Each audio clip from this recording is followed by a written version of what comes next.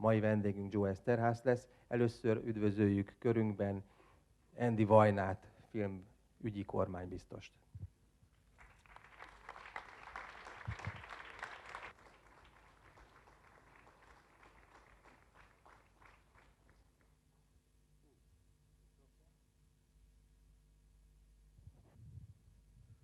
Sziasztok, jó reggelt!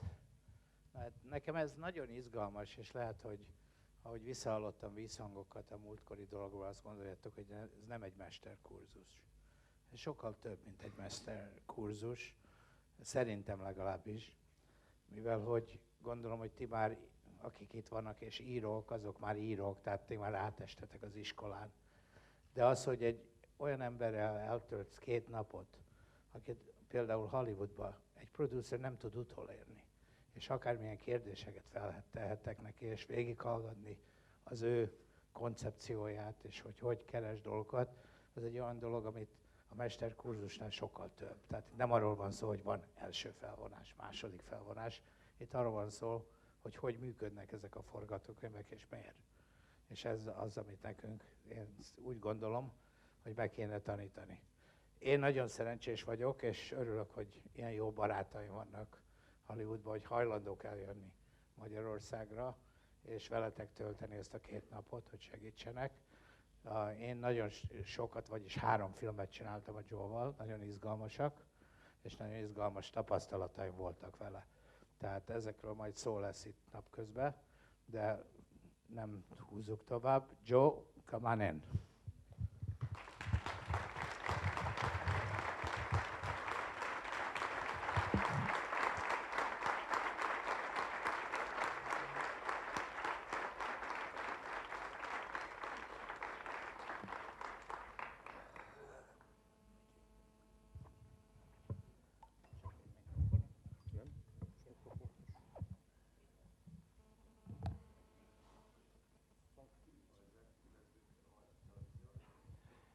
Amíg felkerül a mikrofon, addig néhány szóval azért bemutatnám Joe-t. Van előttetek egy mappa, ahol le van írva részletesen, hogy ki ő. Számunkra egyik legfontosabb tudni, hogy magyar származású, Hollywoodban dolgozó forgatókönyvíró, aki gyermekkorát Clevelandben töltötte, majd újságíróként tevékenykedett, többek között a Rolling Stone magazinnak írt cikkeket, utána forgatókönyvíró lett, és rövid időn belül a legjobban fizetett forgatókönyvíró Hollywoodban. Olyan filmek fűződnek a nevéhez, mint a Flashdance, az Elemi ösztön, a Kicsorbult tör, vagy a Showgirls. De nem csak forgatókönyveivel, hanem vehemens harcaival, bizonyos producerek, színészek és rendezőkkel hívta fel magára a figyelmet, hiszen folyamatosan harcol azért, hogy a forgatókönyvírók elismerését, vagy presztízsét növelje Hollywoodban. A legnagyobb kaszasikere az Elemi ösztön volt, ezt láthattátok most reggel, a legnagyobb kritikai elismerése pedig a Zenedoboz, amely aranymedvét kapott Berlinben, ezt pedig ma este láthatjátok majd. Okay. Yeah, let me see. Can you hear me? Anybody hear me? Okay, good. So, these guys just seen Basic Instinct, and that would be the topic of the first session of our discussion. Yes. So, Let me begin though. Okay. Before we go on, okay? Thank you very much. Nagyon szépen köszönöm. Ladies and gentlemen, kedves hölgyeik és uraim. First, I would like to thank my old and great friend Andy Boyna for bringing me back to my homeland once again. I'd also like to introduce to you my family members who are here with me. Joe, will you stand up, please? This young man in the Honvéd t-shirt is my son, Joe.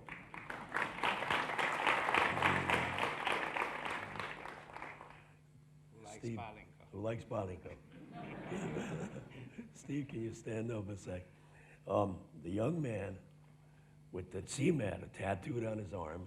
Hey, hold that up, man. Wait. Hold that up, that a boy. This is my son, Steve.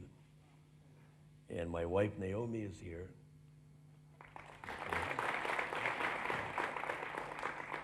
She is Italian and Polish.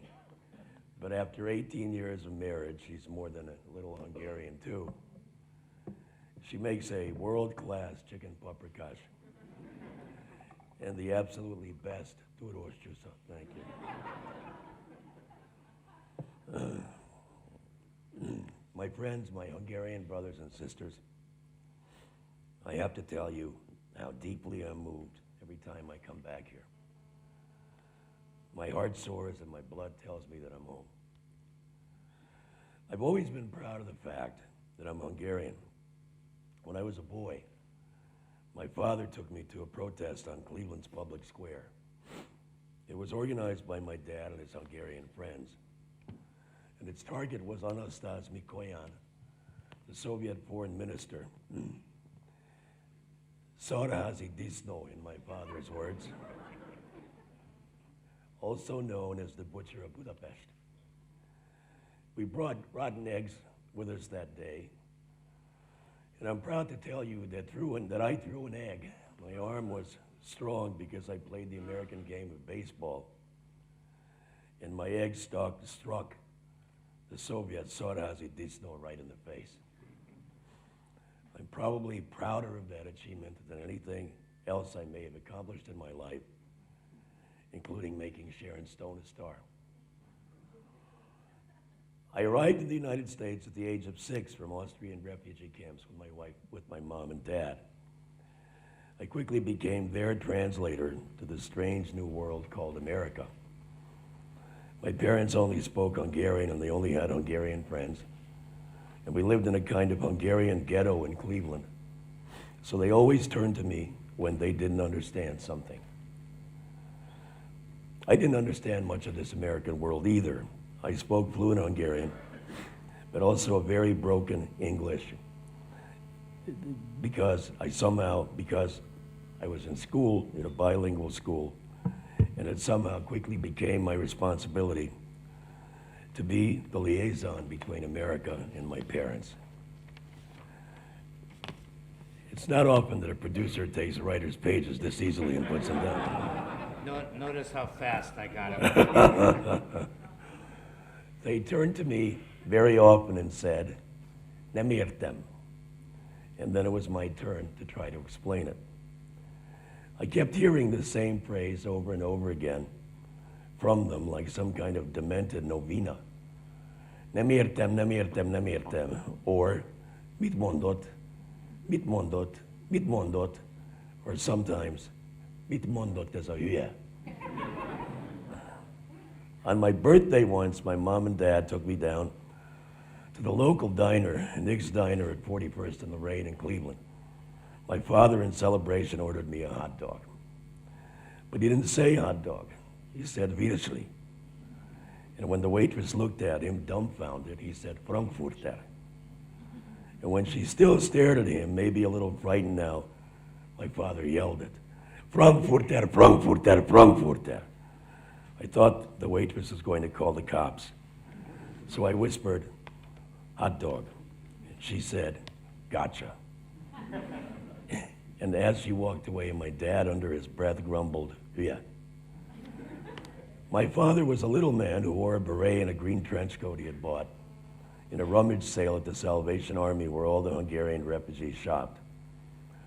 The Salvation Army's rummage sale was our Saks Fifth Avenue and our Neiman Marcus. We had an old car that was so rusted out you could see the street beneath your feet. One day we were driving on the highway, on the Ohio Turnpike, and a highway patrolman pulled us over. He was a young cop, and he politely explained to my dad that he was driving too slowly. The minimum speed on the freeway was 50, and my dad was going 25.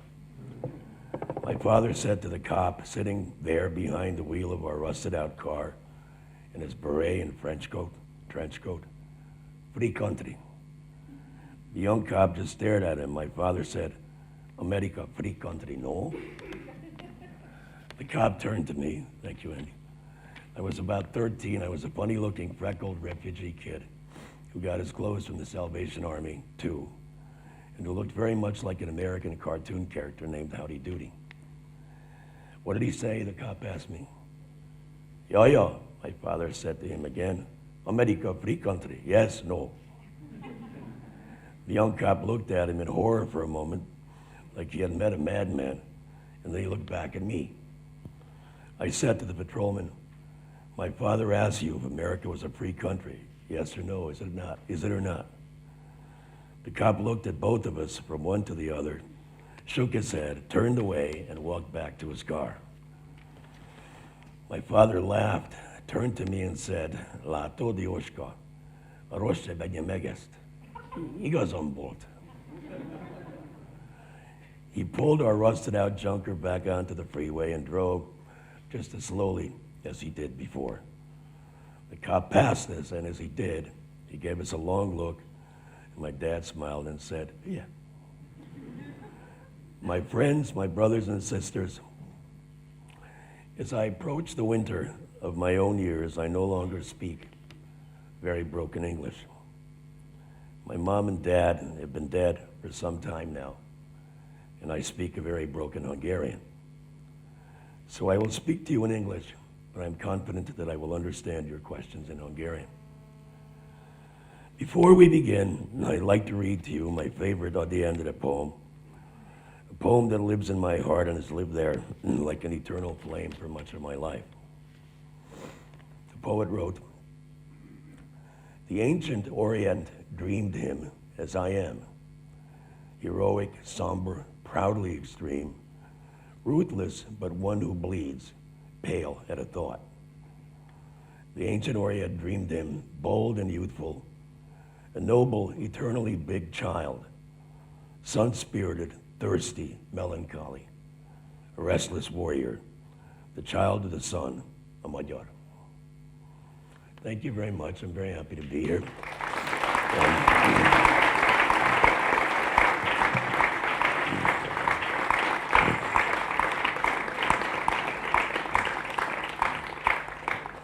It truly is a great pleasure to be here. If my answers in any way enlighten you, it will be my great joy. Thank you.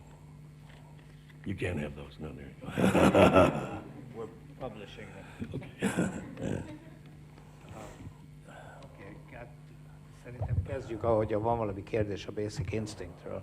Kezdjük avval az első fél órában, és utána menjünk tovább. So, kérdések. Well, actually, we thought that we leave the audience at the end. So for about 40-50 minutes, we will discuss among us. And if there's any question, they can ask at the end of the session, if it's okay for you. Okay. Let's let them talk more than you. Okay? I don't want to talk. I don't want to talk. Good.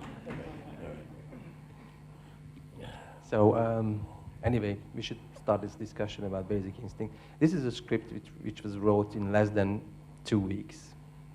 How were you able to proceed this fast? Well, I did write it in less than 2 weeks, but it has a whole backdrop. As a young reporter, first for a paper in Cleveland and then at Rolling Stone magazine, I was really fascinated by homicidal impulse and thrill killing and the kind of violence that people enjoy. I interviewed Charlie Manson. I interviewed a killer named Ed Kemper at Santa Cruz College. I interviewed 2 kids who killed separate sets of parents. And then the whole notion of thrill killing and how that could happen really fascinated me. I didn't have a handle on writing it as a script. And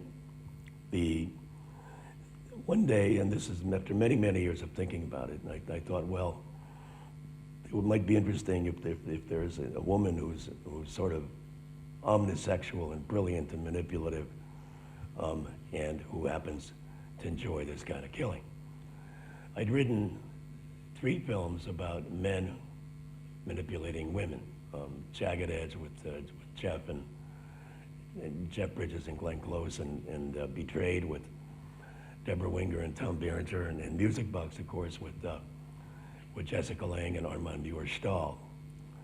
And I thought it might be interesting to flip that and to take it into a kind of noirish, dark, the sensual kind of manipulation, and combining it with sexuality, of course. So I thought, you know, this is where all the years of thinking about thrill killing paid off, and the script came together in my head pretty quickly, and the actual writing took 13 days from the time I started writing it till the time it was sold. The original title on it was Love Hurts, and as I was going out the door to mail the script called Love Hurts to my agent in L.A., I can't tell you why. It was a bolt of lightning obviously from some demonic being, but I thought, no, the Basic Instinct is much better than this. I went back and changed it, mailed it down, and everyone in every entity in Hollywood, with the exception of Fox, very much including Andy Vajna, bid on it. The bidding was won by Carolco, which was headed by Mario Casar, who was Andy's former partner, which I thought was very interesting. And it went on. It went for a record amount of money. It went for $3 million for the screenplay. And I knew after when it went for that kind of money that this movie better be a hit, because if it's not, I'm going to be ridden out of town on a rail, you know, and I'm going to look like Mario Casar is going to look like the biggest idiot in the world for doing it. But the movie wound up making $900-some million, Andy. Yep. And Mario said that it was the best investment he ever made, and nobody rode me out of the rail out of town, you know. So that's the background.